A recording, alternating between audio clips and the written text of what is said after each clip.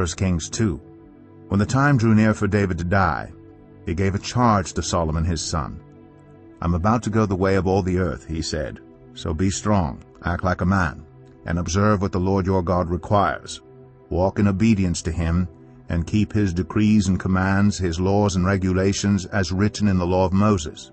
Do this so that you may prosper in all you do and wherever you go, and that the Lord may keep his promise to me.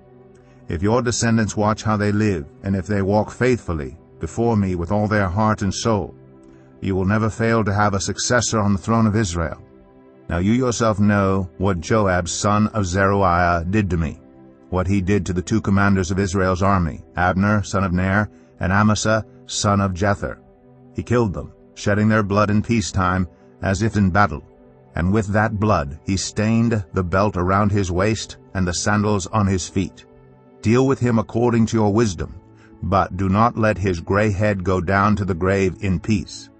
But show kindness to the sons of Barzillai of Gilead, and let them be among those who eat at your table. They stood by me when I fled from your brother Absalom. And remember, you have with you Shimei, son of Gera, the Benjamite from Bahurim, who called down bitter curses on me the day I went to Mahanaim. When he came down to meet me at the Jordan, I swore to him by the Lord, I will not put you to death by the sword. But now do not consider him innocent. You are a man of wisdom. You will know what to do to him. Bring his gray head down to the grave in blood." Then David rested with his ancestors and was buried in the city of David. He had reigned 40 years over Israel, 7 years in Hebron, and 33 in Jerusalem. So Solomon sat on the throne of his father David, and his rule was firmly established. Now Adonijah the son of Haggith went to Bathsheba, Solomon's mother. Bathsheba asked him, "Do you come peacefully?" He answered, "Yes, peacefully." Then he added, "I have something to say to you." "You may say it," she replied. "As you know," he said, "the kingdom was mine. All Israel looked to me as their king. But things changed, and the kingdom has gone to my brother, for it has come to him from the Lord. Now I have one request to make of you. Do not refuse me." "You may make it," she said. So he continued, "Please ask King Solomon, he will not refuse you, to give me Abishag the Shunammite as my wife." "Very well," Bathsheba replied, "I will speak to the king for you." When Bathsheba went to King Solomon to speak to him for Adonijah, the king stood up to meet her, bowed down to her, and sat down on his throne. He had a throne brought for the king's mother, and she sat down at his right hand. "I have one small request to make of you," she said. "Do not refuse me." The king replied, "Make it, my mother, I will not refuse you." So she said, "Let Abishag the Shunammite be given in marriage to your brother Adonijah." King Solomon answered his mother, "Why do you request Abishag the Shunammite for Adonijah? You might as well request the kingdom for him. After all, he is my older brother. Yes, for him, and for Abiathar the priest, and Joab son of Zeruiah." Then King Solomon swore by the Lord, "May God deal with me, be it ever so severely, if Adonijah does not pay with his life for this request. And now, as surely as the Lord lives, he who has established me securely on the throne of my father David, and has founded a dynasty for me, as he promised, Adonijah shall be put to death today." So King Solomon gave orders to Benaiah, son of Jehoiada, and he struck down Adonijah, and he died. To Abiathar the priest the king said, "Go back to your fields in Anathoth. You deserve to die. But I will not put you to death now, because you carried the ark of the sovereign Lord before my father David, and shared all my father's hardships."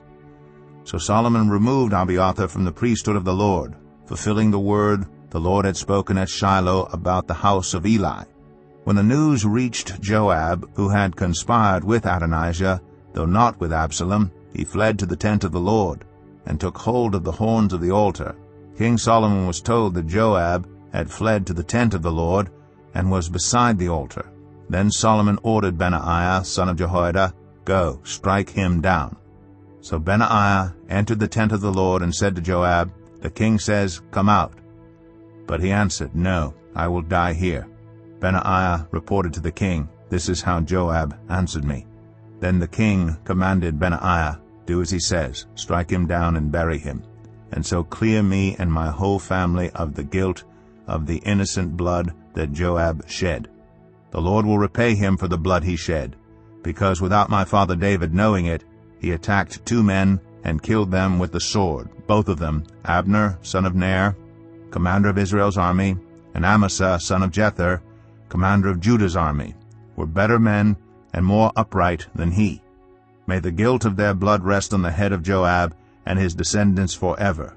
But on David and his descendants, his house and his throne, may there be the Lord's peace forever." So Benaiah, son of Jehoiada, went up and struck down Joab and killed him, and he was buried at his home out in the country. The king put Benaiah, son of Jehoiada, over the army in Joab's position, and replaced Abiathar with Zadok the priest. Then the king sent for Shimei and said to him, "Build yourself a house in Jerusalem and live there, but do not go anywhere else.